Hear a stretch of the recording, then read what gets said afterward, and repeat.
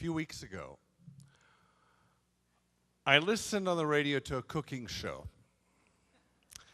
And the host was interviewing a celebrated chef. Some of you know his name. His name is Grant Achatz. And the reason that you might know him, particularly if you know Yountville and you know the French Laundry and you know Thomas Keller, you know that he was a sous chef under Thomas Keller before he became the man that he is now. Gourmet Magazine a few years ago named his new restaurant, Alinea in Chicago, the best restaurant in America. The James Beard Foundation and many, many other foundations named him, Greg Achatz or Grant Achatz, the best chef in America. He developed something called molecular cuisine, and I've seen videos. I went online to see what he does, and I see him serving on the table, not on plates. I do that. I did that as a kid, but that was called something else. I listened to this interview, and I hear about his new restaurant called Next, also in the Chicago area, and apparently to get a reservation for Next, to give you some idea, on Craigslist you can buy a reservation for a table for $500. And I listened to his story, and I think it's going to be about molecular cuisine, something I know nothing about. I know there are molecules in food, but that's my only assumption. But toward the latter part of the interview, the interviewer asked him, so tell me about your diagnosis. And he says, I was diagnosed with cancer of the tongue. And one doctor, after many misdiagnoses by doctors and dentists over the years, he was told by one doctor, if we don't remove your tongue, your chances of survival are negligible. So how did he react? The interviewer asked him. Did he make a bucket list? And he said, no, there wasn't a bucket list for me. I thought, I reacted, I was fearful. And then I gathered myself together and I asked myself, do I want to go and climb the Himalayas? Do I want to dive? Do I want to skydive? Do I want to do those things? Or do I really want to continue doing 100 hours a week doing what I love, which is in the kitchen making food? And that's what he decided to do. He had extensive radiation, extensive chemotherapy. And what he lost wasn't his life, because he's still telling the story. And what he lost wasn't his tongue, because he's still telling the story. But what he lost was his sense of taste. Now, I think it's an awe because we realize the irony that the greatest chef or any chef in America loses their greatest capacity. He lost his sense of taste. He relied, his calling card, his business was his tongue. He would go around and taste and tell them a little more and a little less. The greatest chef in America relied on one organ more than any others, and it was his tongue. And what he did was what so many of us have done in the last year and in recent years, and at some point in our lives, he looked at his reality and he decided, what am I going to do next? He cried, he railed, and when he realized that reality collided with expectations, when he realized that life had dealt him unexpected cards, that he'd made plans, and we all make plans, that he'd built the future based on the past, as we all do, thinking that we're building a mountain, and not realizing that maybe there won't be a top. Maybe not realizing we won't be able to climb to the top of that mountain because suddenly its cap has been knocked off. And what he did was he taught himself to taste again with a tongue that couldn't taste, so he bypassed his tongue. He says he taught himself to taste with his eyes, textures, colors. He taught himself to taste with his sense of smell, which he didn't lose. He smelled the foods and knew what was missing, what was rich and what was lacking. And he knew also at that point that those chefs around him that had been trained by him had already learned his value system, that he could rely on the basis of what they were doing to continue what he had done. And I look at you, and I look at empty seats where I know people were a year ago whom we've lost. And I look at you and I realize that there have been separations and there have been divorces, and there have been jobs lost, and there have been businesses lost. And there have been paradigm shifts that some of us expected and many of us didn't expect in the last year. That somehow life dealt us a blow. It had the temerity to cause change in our lives. And we had to face it and ask ourselves, do we learn new abilities and move forward and continue to be the greatest in what we do? or even adequate in what we do, or do we simply fold and go out of the business of being the greatest chef in America? Jews traditionally, when they make a plan, say Be'ezrat Hashem, with God's help, for this reason. They plan, but they plan realizing that they don't have the gall to say, I will meet you for dinner next week, knowing that it's out of their hands, because so many things can happen between tonight and then. So when they say to each other at the end of a service like tonight, I'll see you in the morning, they say, Be'ezrat Hashem, with God's help, because I realize that I am powerless. I realize that I am a part of this evolving, changing world, and I have to be part of something that's in flux, and realize that flux and change are part of the paradigm of living. Though I try to teach myself that stability is my greatest aim and my greatest strength. I try to teach myself that fragility is a state that I never want to face, and yet when I got married, I stood under a chuppah and I broke a glass, and maybe the reason why I broke a glass, one reason was to teach myself of fragility. To teach myself that things as precious as that can break just under a foot. To teach myself that life is temporary and temporal and changing. To teach myself that if I am standing with the bride under the chuppah, that we are not the figurines on top of a wedding cake that can guarantee their future. That we're real people.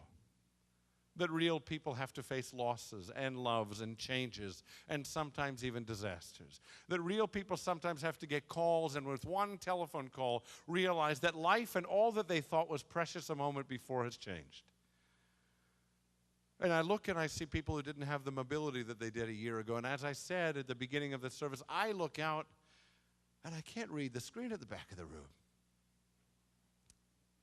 I had surgery 13, 14 years ago on my eyes, and it guaranteed me a limited time, but I didn't know how long, of clear vision. I was born and it guaranteed me a limited time, but I don't know how long. So every day I wake up and I say, Modeh ani lefanecha, thank you, God, for this morning, for this sunrise, for this new beginning, for the potential that you put in my hands today, because I only assumed yesterday. I want to tell you another story, and it's a story that you may have read, and it's a story that you may have heard, because it's become apocryphal over the years. It's such a powerful lesson in life. It's a story that was in the Houston Chronicle in 1995. Itzhak Perlman, the great Israeli violinist, played at Avery Fisher Hall at Lincoln Center. Now, if you've ever been to a Perlman concert, you know there's a ritual before he picks up his bow and before he plays the violin. You know that getting on stage is no small achievement for him. He was stricken with polio as a child. And so he has braces on both legs. And he walks with the aid of 2 crutches. To see him walk across the stage, one step at a time, painfully and slowly, is a sight. He walks majestically until he reaches his chair. Then he sits down slowly. He puts down his crutches. He undoes the clasps on his legs. He tucks one foot back and puts the other one forward with his hands. Then he bends down and picks up the violin, puts it under his chin, nods to the conductor, and the performance begins. By now, Perlman audiences are used to the ritual before he plays. They're used to the majesty and the silence. They stand and watch, or they sit and watch in silence as they see him go through this ritual, this pre-prayer. Before he prays, just like the rabbis did, they would meditate. And before he comes to that place where he puts his bow on a string, he has to make a journey. He has to come to the place where he readies himself to make music. But this night at Avery Fisher Hall, something unusual and unexpected happened. Just as he got into several bars into the music, a string on his violin broke. And it sounded apparently like a gunshot in the theater. There was no mistaking what that sound meant. There was no mistaking what he had to do. People were there, and they thought to themselves, we figured that he would have to get up. He would have to put the clasps on his legs. He would have to put his crutches back on. He would have to walk off the stage, find another violin, or else bring another string for this one. But he didn't. He waited a moment. He closed his eyes. And then he signaled for the conductor to play again. And he played. He played with such passion, they say, and such power and such purity as they'd never heard before. Of course, anyone who knows something of violin and violin concertos or symphonic music knows that it's virtually impossible to play a piece of that magnitude with just 3 strings. I know that, and you know that, but on that night, Itzhak Perlman didn't know that. He refused to know that. You could see him modulating and changing, recomposing the piece in his ear. At one point, they say it sounded like he was retuning his instrument to make sounds that it had never made before. Well, then he finished, and there was a roar. The people came to their feet, and they screamed, and they applauded. And he apparently, humbly, quietly, in a pensive tone said, "You know, sometimes it's the artist's task to find out how much music you can still make with what you have left." How much music can we still make with what we have left? How much music and how beautiful can it be at a state in life when we realize that some of our capacity, some of the tones have gone, but now we have the richness, because look at that Stradivarius, it gets richer, not poorer in its tone.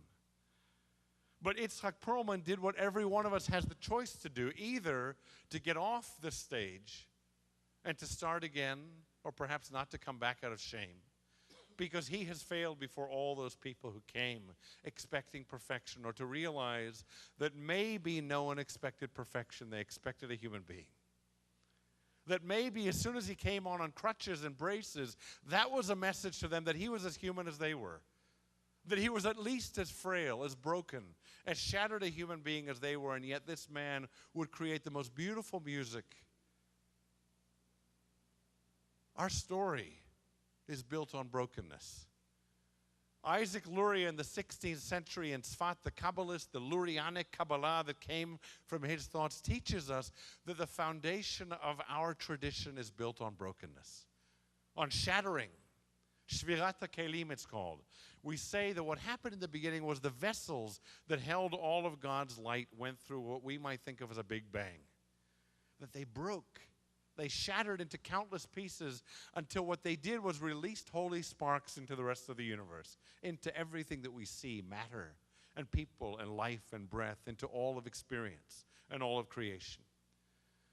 And maybe what's liberating about that notion after we hear about Greg Achatz or Grant Achatz and Itzhak Perlman is we realize that there's something built into our story that says, why don't you look in the mirror and instead of looking at a fault, look at the perfection of your imperfections? I imagine a teenager, as I was, who looked in the mirror and only saw the one spot and didn't see a face behind it. And then hopefully as we come to these days, we realize the value of the mirror is to show us more than our faults. That maybe if we step back as an artist can do, we can see a bigger picture. The Hasidim teach us that with a penny we can block out the entire sun if it's too close to our eyes. And so maybe the message of this holy day is to step back, to gain new perspective on who we are, to look at our lives in all of our ailments, our capacities, our strengths, and yes, even our weaknesses, and to realize that that's God's design so that we can achieve and create something extraordinary on that stage of life. We come to these holy days, and these holy days announce to us, whether we're willing to hear the announcement or not, that they are about transformation and change. And there's very little that's as frightening as transformation and change, because stability is so comfortable. So many people stayed in Egypt when Moses and the Israelites crossed the sea because they said, why should I go and face the potential of dying in the desert when I know, even in enslavement, what I have now? And we say, Mi chamocha ba'elim Adonai, every single day. And maybe the reason isn't simply because the rabbis want us to be religious and to repeat religious texts, but because they want us to realize that that's our story.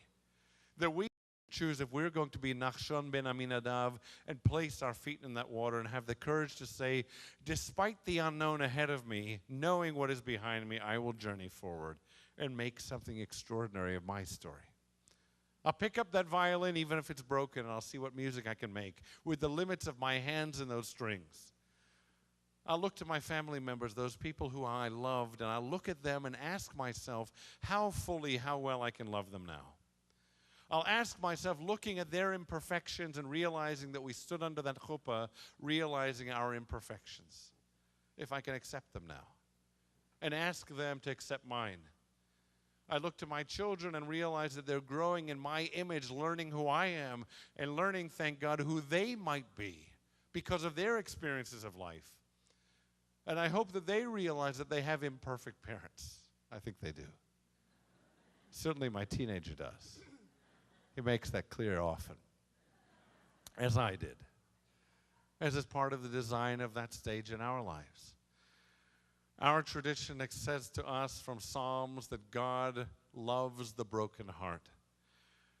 And what I think about is our relationships. When we approach somebody and come to know somebody who's too perfect, there can't be a true friendship.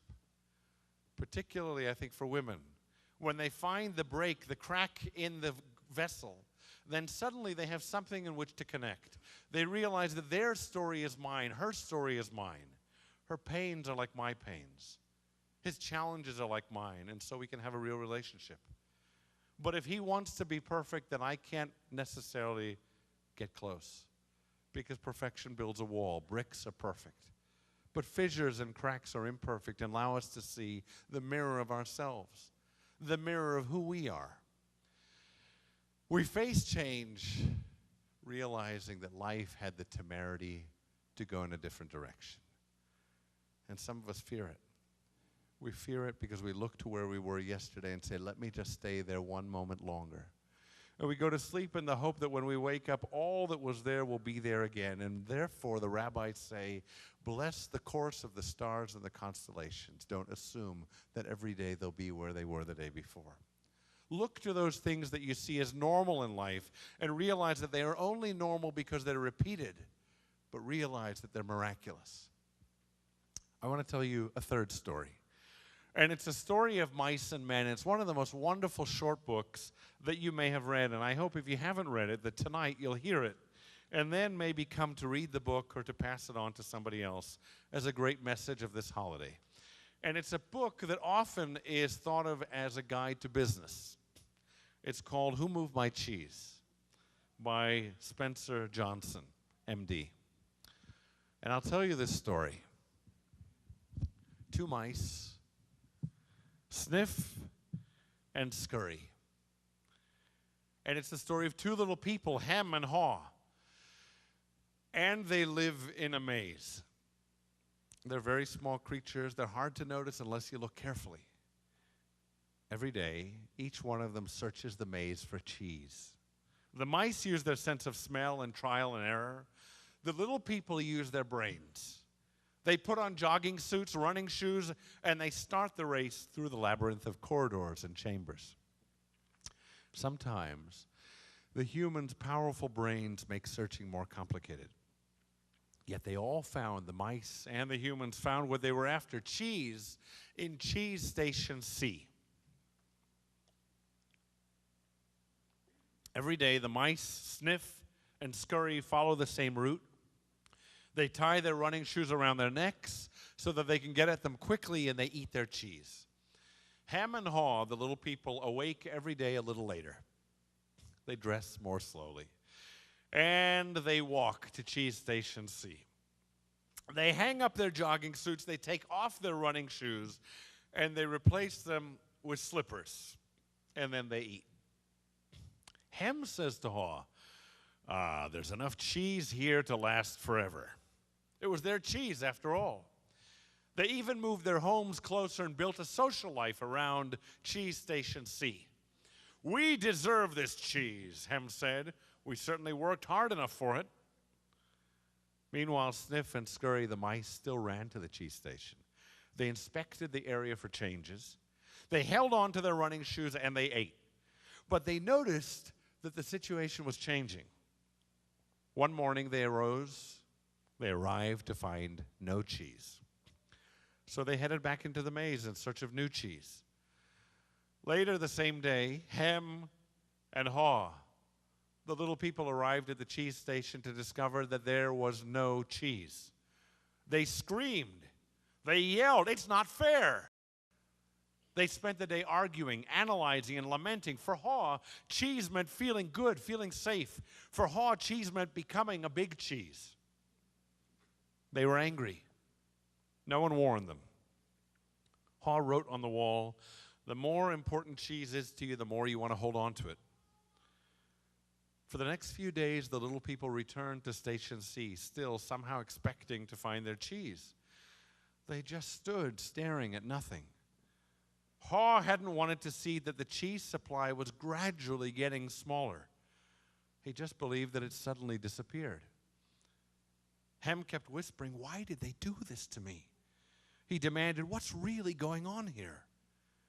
Hem said to Ha, "We should at least be compensated. We're entitled to something." "Why?" Ha answered. "Because we didn't cause the problem," Hem answered. In the meantime, Sniff and Scurry, the mice, searched and searched and searched the maze, thinking of nothing other than finding new cheese, and they found it. They found more cheese than ever. When Ha tried to get Hem back into the maze to search for cheese, Hem quickly responded, No, I like it here. It's what I know. Besides, it's dangerous out there and I'm getting too old for that. I might get lost. I might make a fool of myself." Days went by and the little people grew thinner and they grew weaker. But Ha slowly started to think differently. He started to visualize cheese again. Hem's fear had turned into anger and into starvation. Ha said to him, "Sometimes things change and they're never the same again. This looks like one of those times. That's life. Let's move on." Ha realized that fear was paralyzing them. They would starve. He also knew that the fear that you let build up in your mind is actually worse than reality. Ha used to believe that cheese should never be moved, and that cheese, or I should say change, wasn't right. Now he realized that change was natural and going to happen whether you allowed yourself to be surprised by it or not. He had to change his beliefs because old beliefs do not lead you to new cheese. He ran into the maze and he realized that new beliefs brought on new behaviors. He embraced the change. He knew that he would not have become so weak and tired if he had only seen change coming as a natural part of life. He wrote notes on the walls in the hope that his friend would see them. Ha let go of the past. He was living and adapting to the present, and it paid off. He found another cheese station. He found more and finer cheeses than ever. And who was there filling their fat little bellies? Sniff and Scurry. They had taught him an invaluable life lesson. Keep it simple. When the situation changes, change with it. Be flexible. He realized that some fears should be respected, but that most were irrational and crippling. Ha had found the cheese, but he knew that he would need to explore the entire maze to be aware of all of his choices. Then his thoughts turned to his friend, Hem. Was Hem still hemmed in? Should he try to find his way back to Station C to rescue his friend? Ha had left notes for him along the path if only his friend could read the writing on the wall. The end. What we can learn from mice and men. Before I say L'Shana Tova, I realize that those words mean change. A new year, by definition, means change. It means that we will have joys if we see them. We will have embraces if we find them. We will have loves if we nurture them. We will have friendships if we let them grow. We will enrich our souls if we have experiences that are soul-enriching. We will change, sometimes by choice and sometimes by will. But maybe with these thoughts, we can come into the new year with our eyes open and the realization that our frustrations will only be born of those moments when we don't expect the expected. L'Shana Tova. Happy, healthy new year to all of you.